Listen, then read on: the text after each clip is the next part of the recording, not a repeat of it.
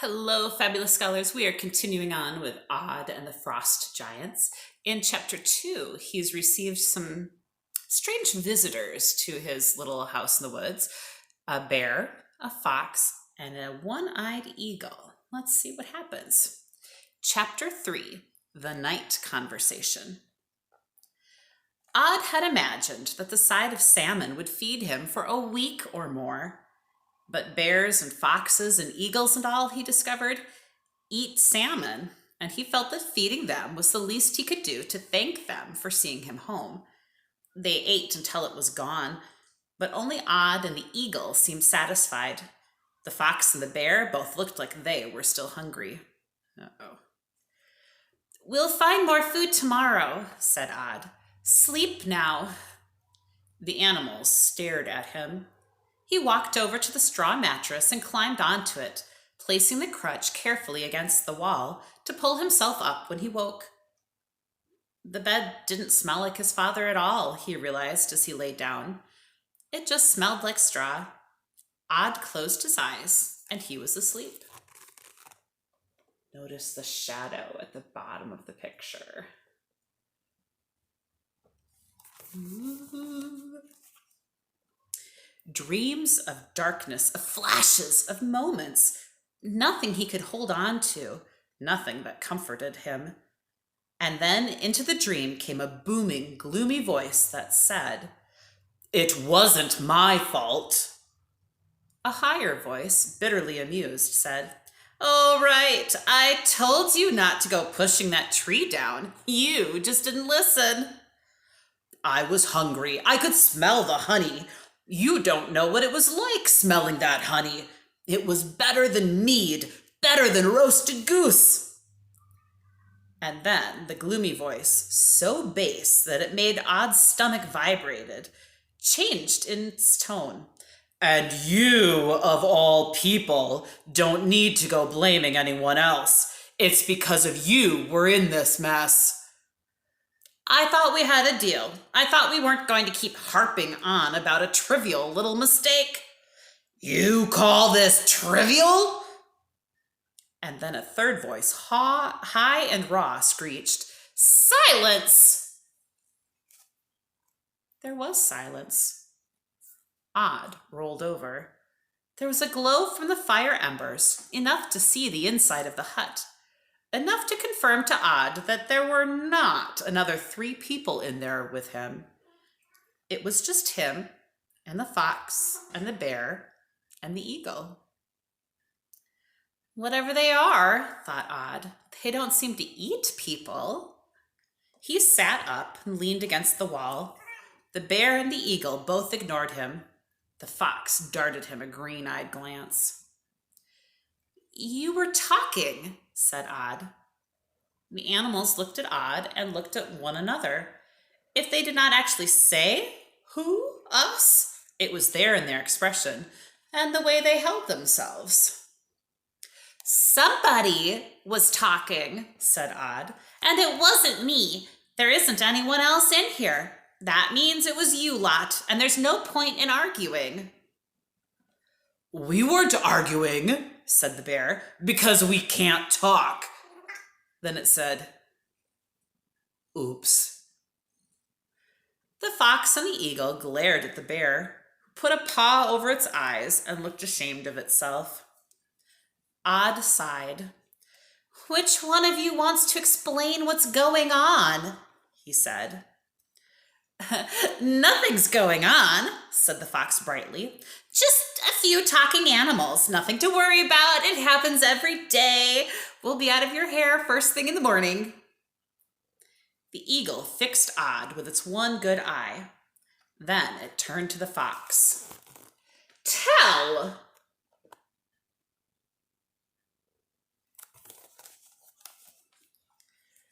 The fox shifted uncomfortably. "Why me?" "Oh," said the bear, "I don't know. Possibly because it's all your fault." "That's a bit much," replied the fox, "blaming the whole thing on a chap like that. It wasn't like I set out to do this. It could have happened to any one of us. What could? Asked Odd, exasperated. And why can you talk? The bear pushed itself up onto all fours. It made a rumbling noise, and then it said, We can talk, O mortal child. Do not be afraid. Beneath these animal disguises we wear, well, not actual disguises. I mean, we are actually a bear and a fox and a big bird, which is a rotten sort of thing to happen, but where was I? Gods! Screeched the eagle. Gods? Said Odd. Aye, gods, said the bear. Oh, I was just getting to that. I am Thor, Lord of Thunders. The eagle is Lord Odin, Allfather, greatest of the gods, and this runt-eared, meddling fox is... Loki, said the fox smoothly. Blood brother to the gods, smartest, sharpest, most brilliant of all the inhabitants of Asgard, or so they say. Brilliant, snorted the bear. Well, you would have fallen for it. Anyone would, said the fox. By the way, so the fox is Loki. Here's a picture of Loki. Fallen for what? Said Odd. A flash of green eyes, a sigh, and the fox began. I'll tell you, and you'll see it could have happened to anyone. So, Asgard, home of the mighty, in the middle of a plain surrounded by an impenetrable wall built for us by a frost giant. And it was due to me, I should add, that the wall did not cost us the giant's fee, which was unreasonably high. Freya, said the bear. The giant wanted Freya, the most lovely of all the goddesses, with obviously the exception of Sif, my own wife. And it wanted the sun and the moon. If you interrupt me one more time, said the fox, one more time, I will not only stop talking, but I'm going to go off on my own, and I will leave the two of you to fend for yourselves. The bear said, Yes, but not one word. The bear was silent. The fox said, In the great hall of Odin sat all the gods, drinking mead and eating and telling stories. They drank and bragged and fought and boasted all through the night and well into the small hours. The women had gone to bed hours ago, and now the fires in the hall burned low, and most of the gods slept where they sat, their heads resting on the wooden tables.